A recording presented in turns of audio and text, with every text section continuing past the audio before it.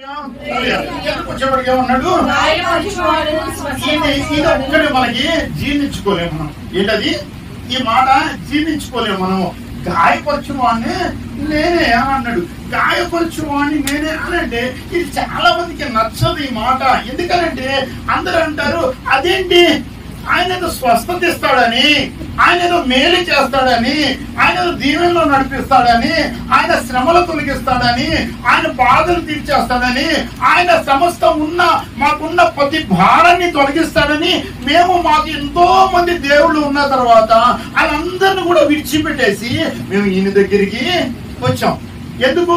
దీవెనిస్తాడని, ఆశీర్వదిస్తాడని, స్వస్థపరుస్తాడని, మేలు చేస్తాడని, ఇలాగ అనేకమైన కార్యములు చేస్తాడనని, ఆయన ఒక్కడే దేవుడని, ఆయన తప్పితే మరొక దేవుడు లేడని మేము నమ్మి విశ్వసించి ఆయనే కార్యము చేయగలుగుతాడు అని ఈయన దగ్గరికి మేము వస్తే ఈయనండి చెప్తాడు, గాయపరచువాడిని నేనే అన్నాడు. ఏమన్నాడు?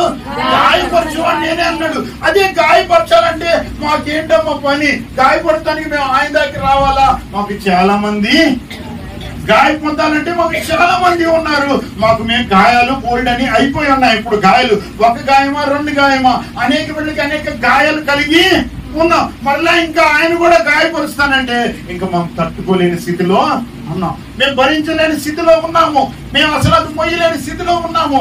ఆయన గాయపరుస్తాం ఏంటి అని మనం ఏమనుకుంటామంటే ఆయన గాయపరుస్తాం ఏంటి అని అనుకుంటాం. అయితే దేవుడు బిడ్డలారా, దేవుడు గాయపరుస్తాడా? హల్లెలూయా. దేవుడు గాయపరుస్తాడంటే నిశ్చయంగా గాయపరుస్తాడు. దేవుడికి స్తోత్రం చెల్లించుకున్నాము. ఆయన గాయపరుస్తాడు. కానీ దేవుడు బిడ్డలారా, ఆయన గాయపరిచింది వెంటనే ఆయన ఏమన్నాడు? స్వస్థపరచువాను నేనే. దేవుడికి స్తోత్రం చెల్లించుకున్నాను. ఏమన్నాడు? నిన్ను గాయపరిచి విడిచేస్తాను అనట్లేదు, నిన్ను గాయపరిచి మర్చిపోతాను అనట్లేదు, నిన్ను గాయపరిచి నేను దూరం వెళ్ళిపోతాను అనట్లేదు. ఆయన వెంటనే చెప్తాడు, గాయపరచువాడను స్వస్థపరచువాడను నేనే. గాయపరచువాడను స్వస్థపరచువాడను నేనే.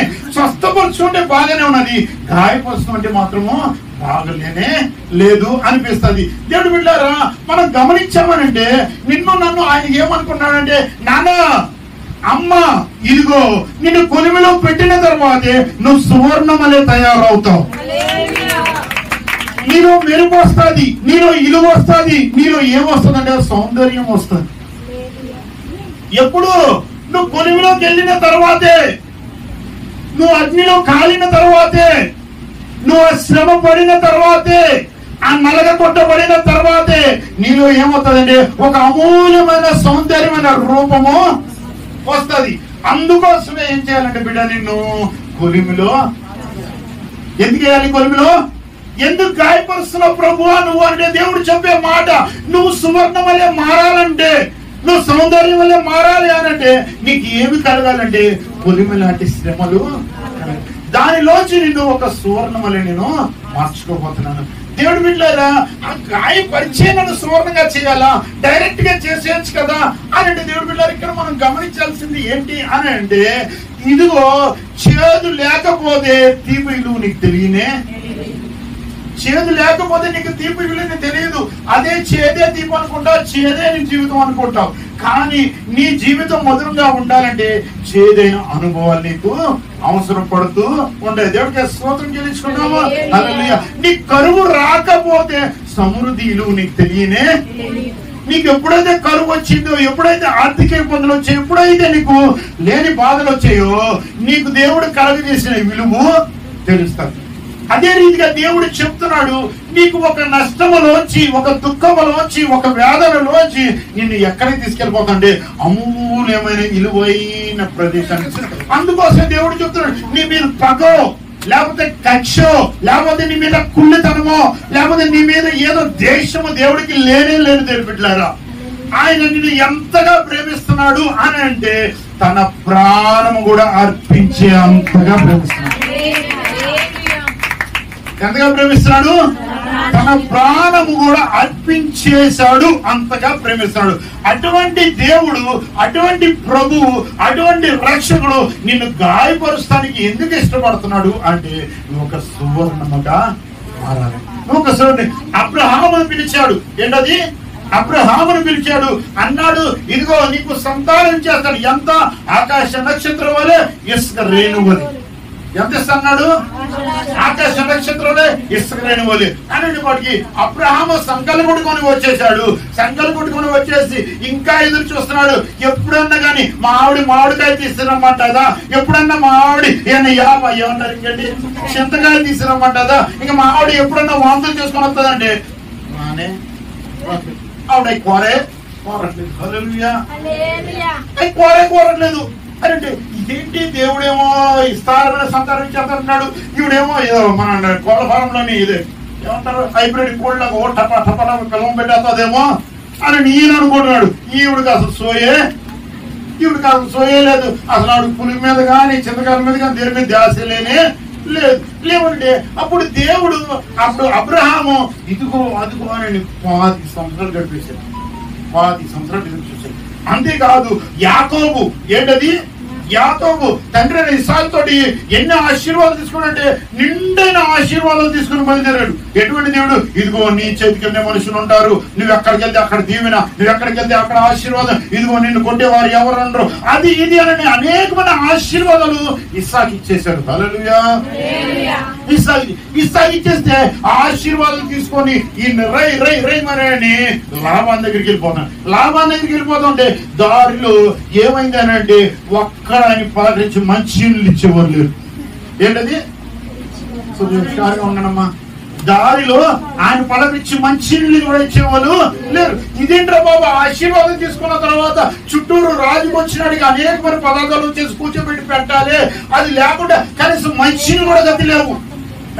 అక్కడి నుంచి ఏదో రకంగా తిప్పలు పడి వెళ్తే అక్కడ అన్నాడు మామ ఇదిగో నువ్వు పాలేరుగా చేయన్నాడు.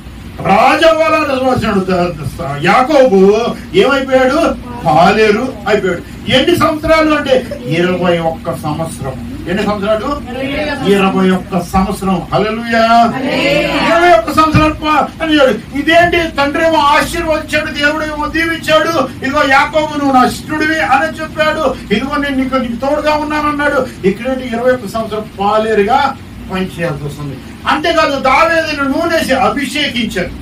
ఏంటది, దావీదు నూనె నువ్వే రాజు ఇశ్రాయేలు ప్రజల మీద అంటే ఆయన చెట్టు పుట్ట కొండ చేమ పట్టుకొని పరుగులెట్టుకొని తిరుగుతున్నాడు. ఏంటి ఆయన అనుకుంటాడు, ఏంటి దేవా అభిషేకించావు, గొప్ప ప్రవక్త ద్వారా సమయాల ద్వారా అభిషేకించావు, నేను ఇప్పుడు వెళ్ళి రాజు మీద కాలు వేసుకొని అందరికి తీర్మానం చేసేద్దాము, అందరికి తీర్పులు తీరుదాం అనుకుంటే నువ్వేంటి నాకు అక్కడి నుంచి ఇక్కడికి పరుగులు తీపిస్తున్నావు అని. దేవుడి బిడ్డారా, అబ్రహాం ఎన్ని సంవత్సరాలు? 25 సంవత్సరాలు. యాకోబు ఎన్ని సంవత్సరాలు? 20 సంవత్సరాలు. దావీదు ఎన్ని సంవత్సరాలు? 14 సంవత్సరాలు. వీళ్ళు శ్రమ పడుతూనే ఉన్నారు. కానీ హల్లెలూయా, కానీ దీనిలోంచి వారు అనుభవాలు నేర్చుకున్నారు. ఏం నేర్చుకున్నారు? అనుభవాలు నేర్చుకున్నారంట. ఈ శ్రమ పెడతాం వల్ల ఇదేంటి, వాగ్దానం ఉన్నది, అబ్రహాముకు వాగ్దానం ఉన్నది, యాకోబుకు దీవెన ఉన్నది, దావీదుకు అభిషేకం ఉన్నది, కానీ వాళ్ళ జీవితంలోని మేలేమి కనబడట్లేదు. హల్లెలూయా. కలగలేదు, అనుభవాలు మాత్రం వచ్చాయి. వారి స్థితి ఏమిటంటే మరలా బాధ కలిగేలాగా శ్రమ కలుగుతూనే ఉన్నది. దేవుడికి స్తోత్రం చెల్లించుకున్నాము. అయితే ఈ దీనిలోంచి ఆయన ఏం నేర్పించాడు అంటే, ఆయన హల్లెలూయా నేర్పించింది ఏంటి అంటే ఆయన అనుభవాల్లోని ఓర్పు నేర్పించాడంట. దేవుడికి స్తోత్రం చెల్లించుకున్నాము. ఏంటది? ఓర్పు నేర్పించాడంట. అంతేకాదు ధైర్యం నేర్పించాడంట. ఏం నేర్పించాడు? అంతేకాదు అనుభవాలు నేర్పించాడు. దేవుడికి స్తోత్రం చెల్లించుకున్నాము. ఒక వ్యక్తిని శ్రమ పెడుతున్నాడు అని అంటే, ఒక వ్యక్తి గాయపడుతున్నాడు అంటే దాని నుంచి ఓర్పు వస్తుంది, దాని నుంచి అనుభవం వస్తుంది, దాని నుంచి ధైర్యము నైపుణ్యము వస్తుంది. దేవుడికి స్తోత్రం చెల్లించుకున్నాము. హల్లెలూయా. ఒక ఓర్పు నైపుణ్యం మనకి ధైర్యం కలుగజేస్తానికి దేవుడు మనం ఏం చేస్తాడంటే గాయపరుస్తూ ఉంటాడు. అయితే ఈ అబ్రహాముని యాకోబుని విడిచిపెట్టాడంటే అబ్రహాముని ఏం చేశాడంటే విశ్వాసులకి తండ్రిగా మార్చేశాడు. దేవుడికి స్తోత్రం చెల్లించుకున్నాడు. యాకోబుని ఇశ్రాయేలుగా మార్చి తనకి ఇష్టడుగా చేసుకున్నాడు. దావీదుని 12 దేశాల పైన చక్రవర్తిగా చేస్తున్నాడు. దేవుడికి స్తోత్రాలు చెల్లిస్తూ ఆయన చెప్పినవాడు నమ్మదగిన దేవుడు. ఆయన ఓర్పుతోటి ఆయన ఏం చేస్తున్నాడంటే ఆయన ఒక గాయం పెట్టిన ఆ గాయము కట్టువాడు ఆయనే. దేవుడికి స్తోత్రం చెల్లించుకున్నాము. ఆ గాయము కట్టువాడు ఆయనే.